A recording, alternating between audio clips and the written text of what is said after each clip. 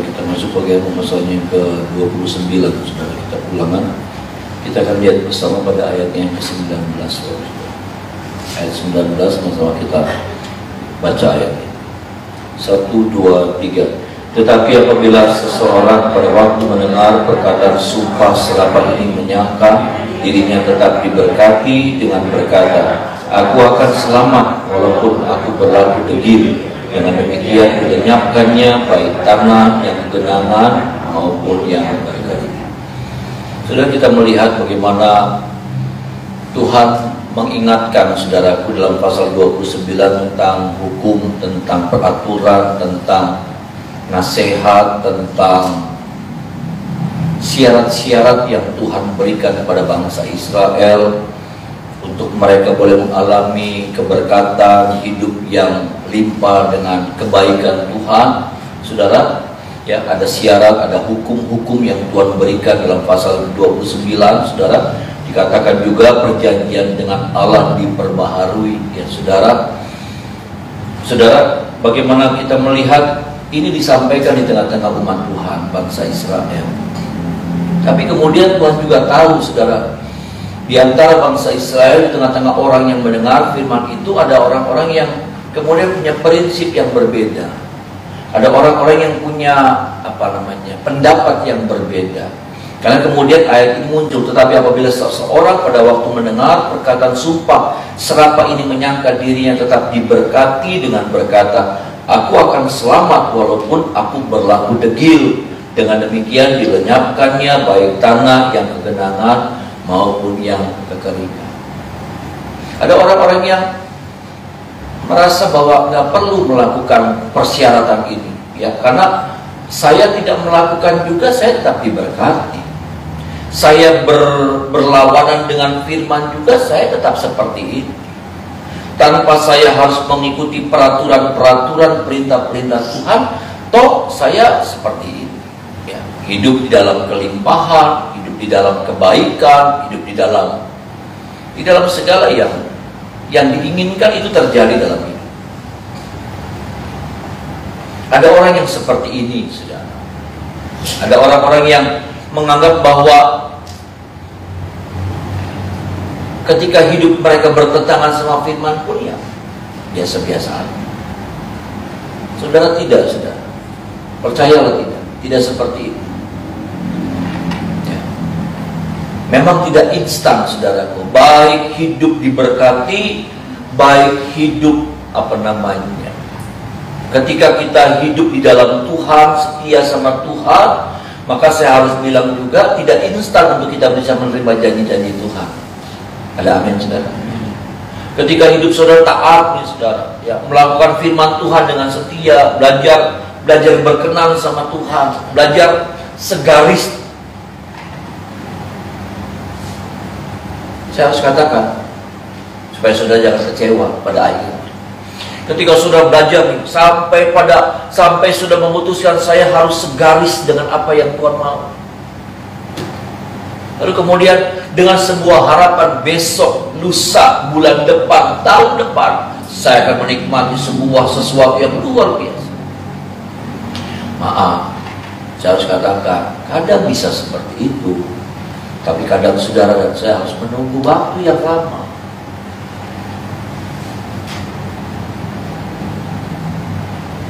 Ketika pun kita ada, ya saudara, dengan segala godaan, dengan segala iming-iming, dengan segala rayuan yang kemudian kita bilang enggak. Saya mau tetap di dalam Tuhan. Saya mau segaris sama firman. Saya sudah berkomitmen, saya sudah menyatakan janji saya dan saya mau lakukan itu dalam hidup saya. Maaf, saudara, saya harus katakan itu pun tidak instan untuk saudara bisa mengalami yang namanya kebaikan Tuhan.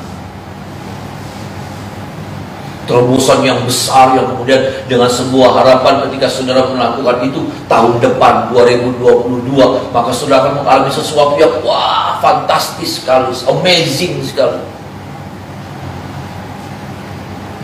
Saya harus katakan tidak juga gitu, saudara. Saya harus sampaikan ini supaya saudara jangan kecewa. Karena tiap-tiap kita punya pengharapan bahwa di dalam firman, di dalam setiap perintah Tuhan itu ada janji berkat, ada amin saudara. Tapi saya harus katakan juga, enggak secara instan kita bisa memperoleh segala sesuatu. Saya percaya saudara sudah mengalami itu. Ya, saudara, saya percaya saudara juga sudah mengalami hidup yang seperti itu loh, sudah hidup yang ternyata memang nggak instan. Saudara setia, saya melihat saudara setia, ya. Tapi juga kan tidak langsung seperti kayak ada deadline-nya gitu, saudara. Oh ya nanti tengah tahun terjadi. Oh iya nanti akhir tahun terjadi. Oh iya nanti awal tahun. Saya percaya saudara ketika sudah belajar taat, sudah belajar setia, saudara belajar menghidupi firman dalam hidup saudara, maka saya percaya saudara juga pernah mengalami itu. Bagaimana saudara harus menunggu, bukan cuma mingguan, bukan cuma bulanan, bahkan tahunan. Betul saudara. Bahkan bukan cuma 1 tahun, bukan cuma 2 tahun, bukan cuma 3 tahun, tapi waktu yang cukup lama. Sebuah proses pematangan itu seperti buah tuh saudara tabur, tunggu apa? Nggak langsung berbuah. Tunggu, dia bertumbuh dulu, dia jadi kuat dulu, dia berakar dulu, dia tumbuh dulu. Lalu kemudian apa saudaraku? Lalu kemudian dia mengeluarkan buah. Apa langsung bisa dinikmati? Enggak juga. Kita harus tunggu buah itu jadi besar. Dan bukan cuma sampai besar, kita harus tunggu lagi sampai apa? Buah itu matang. Amin. Itulah proses.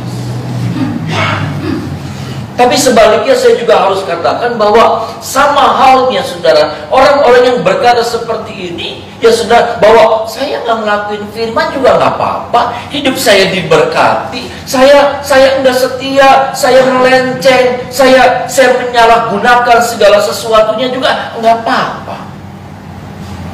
Saya harus bilang juga saudara, ya, hukuman Tuhan, teguran Tuhan juga nggak instan. Sama halnya berkat itu nggak instan untuk orang yang belajar setia, untuk belajar orang yang hidup sama melakukan firman Tuhan, nggak instan. Saya juga harus katakan bahwa ya, hal-hal yang seperti ini yang kebalikannya sudah ketika ada orang yang menjauh dari Tuhan, ketika ada orang yang berbuat jahat sama orang lain, juga saya harus katakan itu nggak instan. Tapi seperti halnya orang yang melakukan firman Tuhan, janji firman Tuhan pasti digenapkan. Ada amin saudara. Pasti digenapkan. Ada amin ya. Pasti terjadi saudara. Pasti. Waktunya memang tidak bisa kita tentukan, tapi pasti terjadi. Saya juga harus katakan hal yang sama juga terjadi ketika kita juga saudara, ketika saya atau orang yang sudah orang lain tidak hidup dalam firman atau melakukan kejahatan, maka hal yang sama juga terjadi, pasti, walau waktunya kita nggak bisa ukur. Makanya apa? Orang-orang seperti ini jumawa, orang-orang seperti ini ngerasanya nggak apa-apa kok. Abis ngejahatin orang, abis begini, abis begitu nggak apa-apa. Besok nggak apa-apa juga, lusa nggak apa-apa juga. Langsung sakit kah? Atau ada peristiwa yang menggegerkan? Nggak. Sampai bulan depan nggak. Tahun ini juga biasa-biasa. Itu yang bahayanya. Itu yang bahaya. Lebih baik kalau kita ngelakuin sebuah kesalahan, lalu Tuhan jewer kita. Kita harus bersyukur. Itu tandanya Tuhan sayang sama saya dan saudara. Amin saudara. Tuhan pukul, kadang-kadang Tuhan pukul gitu. Jewer, selentik gitu. Masih enak. Tapi seringkali saudara, waktunya itu terus berjalan. Seperti datar saja nggak ada apa. Nah ini mengerikan sebetulnya, mengerikan buat saya dan saudara. Kalau kita tidak hidup dalam kebenaran firman, lalu kemudian sepertinya semuanya baik-baik saja, berkat nggak ada yang kurang, nggak ada yang berkurang, bahkan bisa jadi kebalikannya. Bahkan di tengah-tengah kejahatan kita, berkat itu semakin berlimpah. Itu tuh mengerikan.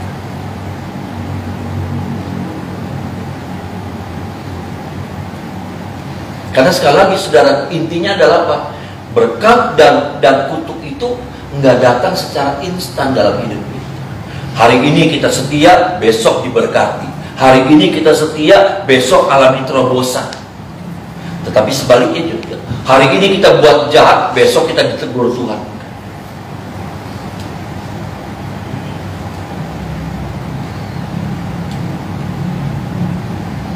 Artinya begini, firman Tuhan lagi mengingatkan kita, ya. Tetaplah setia ketika pun berkat itu belum datang dalam hidup saya dan saudara. Ada amin, saudara. Tapi satu saat berkat itu pasti mengejar saudara. Akan nampak nyata, dirasa, bukan dilihat lagi, tapi itu bisa dirasa, dikecap di lidah, bisa dirasa dalam hidup saya dan saudara. Ada amin, saudara. Satu saat kesetiaan saudara itu akan membuahkan hasil. Ada amin, saudara. Dan saya melihat itu di tengah-tengah jemaat Tuhan. Saya lihat dari kesaksian demi kesaksian. Saya bersyukur. Kenapa? Karena memang firman Tuhan digenapkan. Tidak instansi. Butuh sebuah kesetiaan, butuh sebuah terus menerus.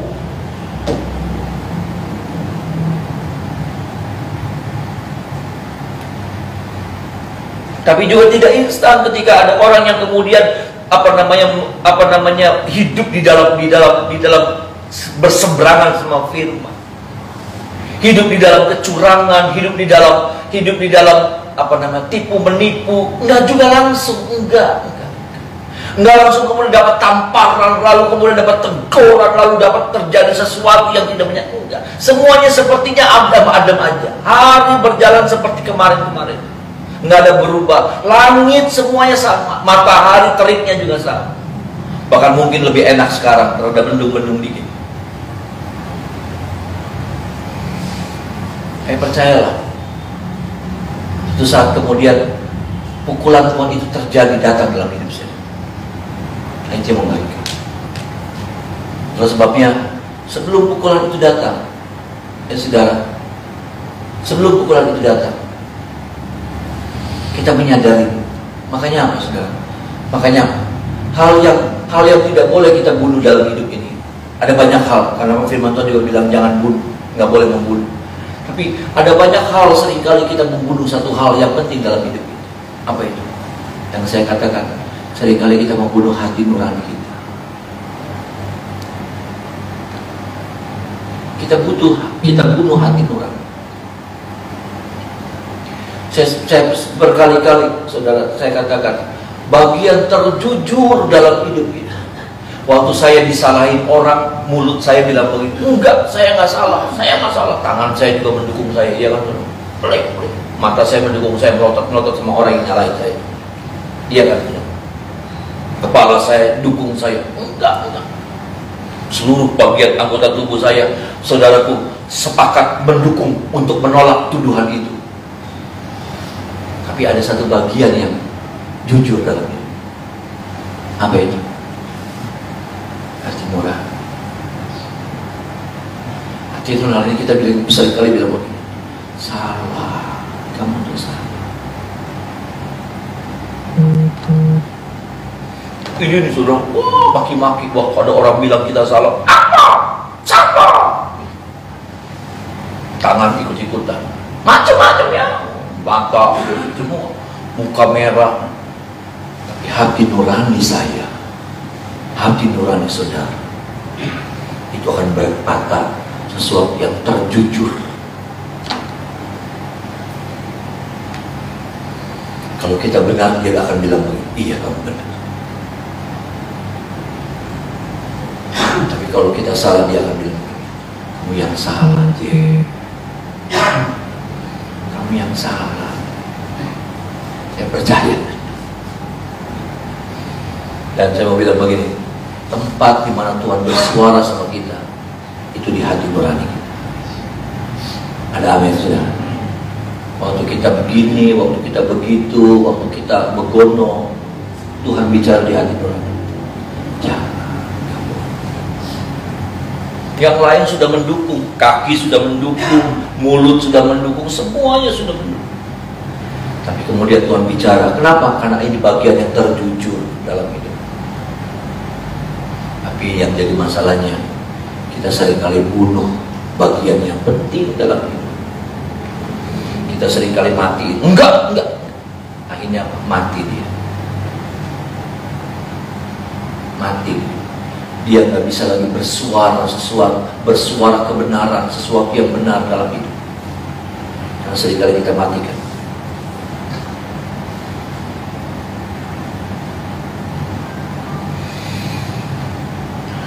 Sampai akhirnya udah nggak ada kontrol, udah nggak ada timbang menimbang.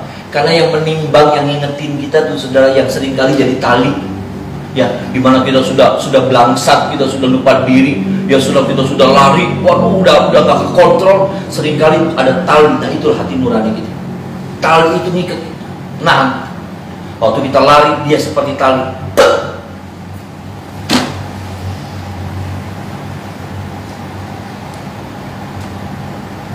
Dia cuma bilang, jangan bunuh hati nurani. Nanti mau udah nggak ada kontrol, nanti kau udah nggak ada pertimbangan sama sekali.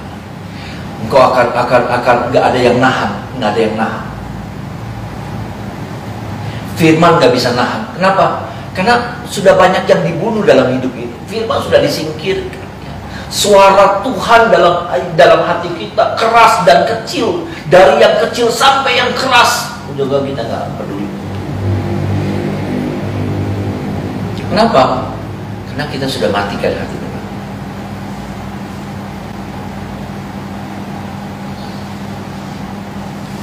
Satu saat saya cerita sama Mika tadi, satu saat saya diperhadapkan dengan sebuah, buat saudara gak penting, tapi buat saya penting. Ketika saya harus menyampaikan khotbah tentang misi, ya saudara, ya, Tuhan tuh taruh begitu kuat di hati saya tentang misi. Ya, kalau kemudian bagaimana kita mengumpulkan dana untuk soe, ya saudara, itu Tuhan taruh di hati saya begitu kuat. Tapi tahu saudara, saya harus mengalami sebuah peperangan yang luar biasa, peperangan hati. Karena waktu itu saudara, saya ingat itu di ibadah kedua kalau nggak salah, saya sampaikan. Dan saya makan di atas, ya saudara. Waktu saya turun, waktu saya siapin lagi, udahlah nanti lagi aja gitu. Nyampaikan firman tentang yang misi ini nih saudara, nanti lagi aja. Tapi kayaknya Tuhan tuh dorong saya. Sampai saya turun dari biasa kita makan ya, habis ibadah pertama. Lalu saya siap-siap untuk ibadah yang kedua, sebelum pandemi ini saudara, jadi masih ada ibadah yang ketiga sore. Sudah tahu? Waktu kemudian WL bilang begini, ya serahkan kepada Bapak Gembala.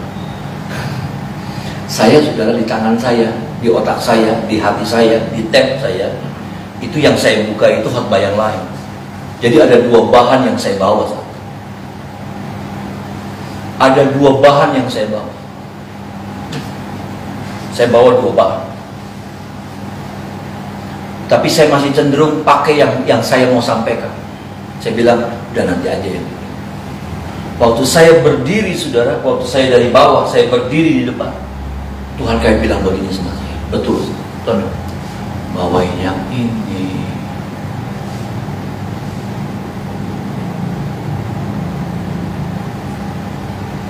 Bawain yang ini, jangan yang itu, yang ini. Saudara, itu peperangan batin, saudara. Hamba Tuhan itu bisa menangkap, harus bisa menangkap apa yang jadi pesan Tuhan maunya itu. Ada apa ya? Saya nggak boleh menyampaikan apa yang menjadi maunya saya. Itu saya belajar. Saya berdiri saudara, lalu saya ganti catatan saya buka, saya ganti. Persiapan saya ini untuk khotbah yang ini. Saya kurang mendalami, saya tahu, tapi saya kurang mendalami. Khotbah yang tentang misi itu saya kurang mendalami. Tapi saya bersyukur sekali, saya belajar taat sama apa yang Tuhan suruh perintahkan. Saya sampaikan itu. Dan waktu saya sampaikan itu lega hati saya. Dan maaf ya, saya lihat ada di sini nangis, di situ nangis. di situ nangis. Saya turun, itu saya nggak pernah didatangin orang, ya. Didatangin debt collector juga saya nggak pernah, saudara. Saya khotbah tuh saya hampir nggak pernah tuh didatangin orang tuh, saudara. Kalau saya melihat tuh orang-orang tuh pada kalau habis khotbah didatangin orang, Pak terima kasih ya Pak, saya hampir nggak pernah tuh didatangin orang. Kali itu aja sih didatangin orang. Ada orang ngantri, ada 3 orang yang saya ingat, ada 3 orang ngantri, ya, dengan tujuan yang sama. Makasih ya Om, saya dikuatkan, saya diteguhkan sama firman yang tadi. Ada lagi, aduh sampai nangis. Aduh terima kasih ya Om, menangis. Saya nggak pernah ngalamin kayak gitu, nggak ada. Ya, khotbah ya wisbah, cuek lagi gitu. Ya nggak apa-apa sih, sudah. Nggak perlu respon seperti itu. Yang penting responnya saya dan saudara jadi pelaku firman. Ada amin, saudara. Dan waktu saya seperti itu, saya bersyukur sekali, terima kasih Tuhan. Tuhan kasih masih mau bersuara sama saya. Tuhan masih mau paksa saya untuk saya belajar taat. Karena betul-betul saya berdiri nih, saudara. Saya berdiri. Muka saya masih bingung. Muka saya masih agak saya pengen maksain ayat firman itu. Kayak gitu, saudara. Kayak Tuhan bilang, yang itu. Dan saya langsung ganti. Dengan resiko khotbah saya jelek. Karena saya belum persiapan banget untuk yang khotbah yang tentang ini.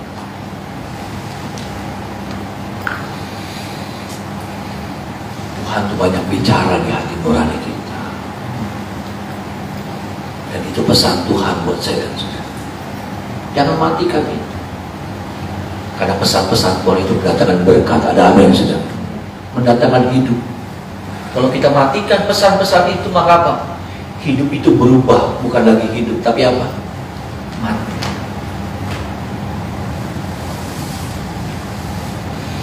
Pesan-pesan itu mendatangkan apa, saudara? Kelimpahan, tanah yang subur. Makanya apa? Dengan demikian dilenyapkannya, ayat yang ke-19 tadi.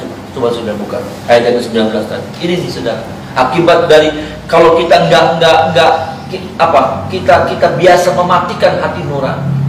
Kenapa? Karena kita nganggap nggak apa-apa. Padahal saya percaya waktu kita berkata nggak apa-apa, waktu kita melihat berkat itu masih berlimpah, waktu kita melihat usaha kita lagi jalan maju, tapi ada satu hati nurani, Tuhan bicara di hati nurani kita, kamu salah. Ini saudara, ya. Dengan demikian, yang kita baca sama-sama nih bagian yang terakhir nih saudara. Dengan demikian, 1, 2, 3. Dengan demikian dilenyapkannya baik tanah yang kegenangan, tanah itu sampai disingkirkan semua. Dan benar, tanah yang kegenangan sama yang tanah kekeringan, sudah kita kan nggak ngerti kok tanah kekeringan. Iya, karena kemudian apa? Babel hancurin itu tanah Yehuda, habisin. Ya, Babel itu serbu, lalu dihancurin itu tanah. Bahkan orang-orang Yehuda, orang-orang Israel dibawa jadi budak di tanah Israel, di tanah Babel. Tanah itu dirusak sampai nggak bisa diapa-apain.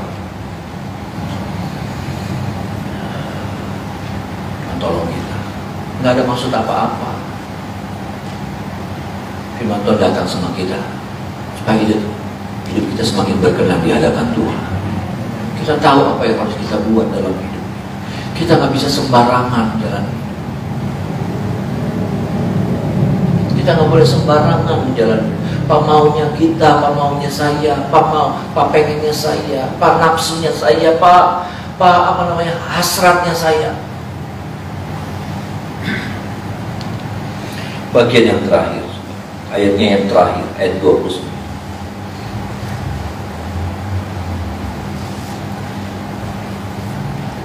Ayatnya yang 29, sama-sama kita baca, saudara. 1, 2, 3. Hal-hal yang tersembunyi ialah bagi Tuhan Allah kita, tetapi hal-hal yang dinyatakan ialah bagi kita dan bagi anak-anak kita sampai selama-lamanya, supaya kita melakukan segala perkataan hukum.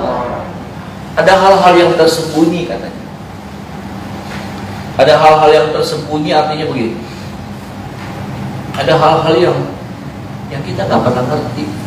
Kenapa bisa begini? Kenapa bisa begitu? Ada hal-hal yang di luar rumus. Rumus firman, saudara, rumus firman, hukum firman mengajar kita, ya, saudara, taat, setia, ya, saudara, taat dan melakukan ketaatan dengan setia, berkat berlimpah, ya kan, saudara, ya. Ibadah, ya, beribadahlah kepada Tuhan Allahmu dengan itu, maka rotimu dan airmu dan penyakit akan dilalukan daripada. Itu rumus. Hidup itu ada rumus. Tapi kadangkala kita nggak ketemu Tuhan berbuat sesuatu nggak memakai rumus. Kadang, sehingga kemudian kita jadi bingung, kita nggak ngerti Tuhan. Saya kan belajar setia sama Tuhan. Kenapa saya begini ya?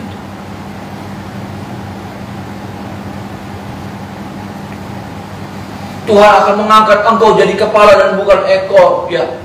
Engkau akan semakin naik bukan turun. Kelalen, ya. Engkau akan memberi pinjaman, ya, saudara. Tapi kadang-kala, ya, saudara, kadang-kala waktu kita lagi setia, tambah setia, tambah cinta Tuhan, tambah komitmen kita sama Tuhan, tambah belajar tulus hati. Kayaknya apa? Bukan janji itu jadi aneh. Kenapa? Karena sepertinya kamu akan naik dan bukan turun. Tapi yang kita alami apa? Kita turun.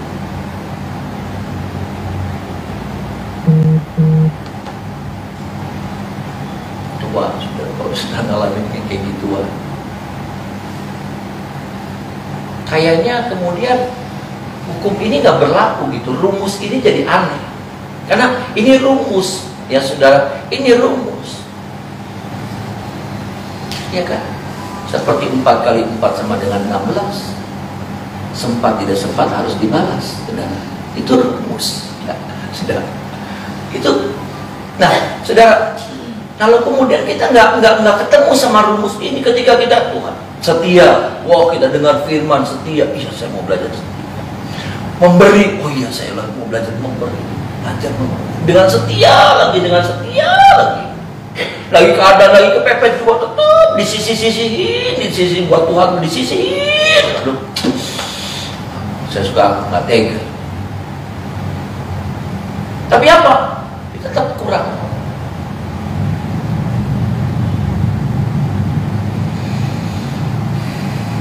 Bagian-bagian di mana saudara harus belajar ayat ini. Hal-hal yang tersembunyi ialah bagi Tuhan. Tapi satu hal yang saya dan saudara harus mengerti, memang itu tersembunyi.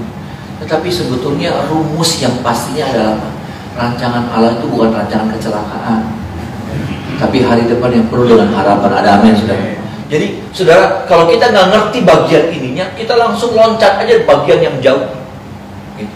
Karena ujung-ujungnya selalu itu. Ujung-ujungnya selalu itu.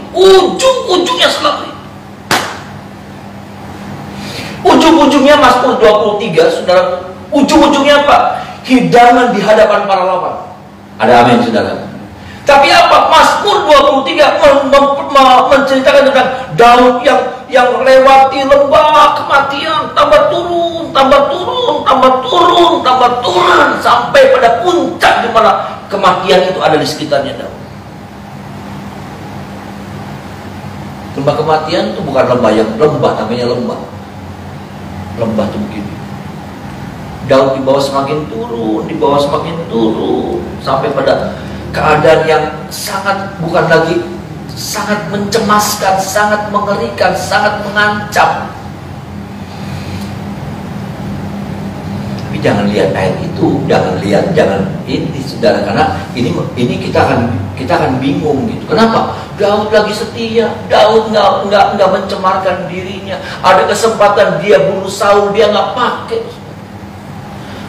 Saya pikir kalau saya sih nyesel, aduh kenapa mau wingi-wingi berita bunuh sekali. Ya maaf ya saudara ya. Nah wingi-wingi 2 kali kesempatan. Satu kali dia akan, satu kali. Nanti ketemu lagi tak bunuh. Kedua kali Daud juga nggak berani, Tuhan tahan dia. Nggak boleh. Bukannya baik keadaannya Daud, semakin tidak baik. Makanya Daud gambarkan seperti Mazmur 23, dibawa turun ke lembah kematian. Waktu kapan? Waktu Daud setia, waktu Daud belajar hidup seperti maunya Tuhan. Kadang kalau waktu sudah dituntut dan sudah belajar hidup di dalam maunya Tuhan, itu yang jadi masalah. Itu yang jadi masalah. Sudah ketemu sebuah kenyataan yang berbeda dengan apa yang dijanjikan.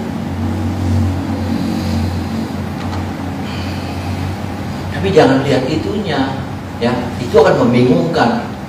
Lihatnya, pegangnya apa? Rancangan Allah, bukan rancangan kecelakaan, tapi hari depan yang penuh dengan harapan. Ada amin ya? Udah pasti, mentok-mentoknya itu, pasti ujungnya itu, pasti ujungnya Pak. Mazmur 23 bagian yang terakhir, ada hidangan yang Tuhan sediakan di hadapan para lawan-lawan. Tetap kuat di dalam Tuhan. Ada amin, saudara. Jangan mudah kecewa, jangan gampang keder.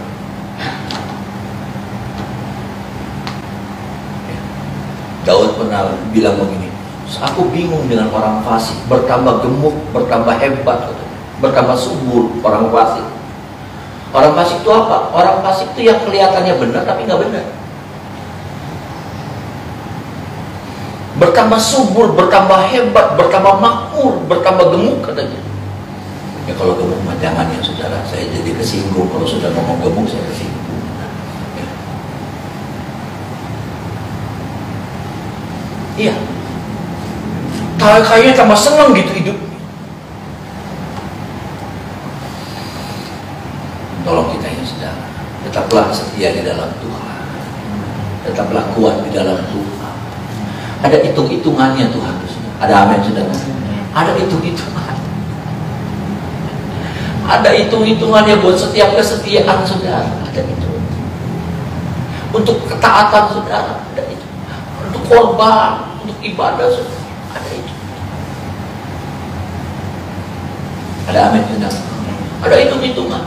Saya banyak kekurangan, tapi saya belajar melakukan yang tulus sama Tuhan.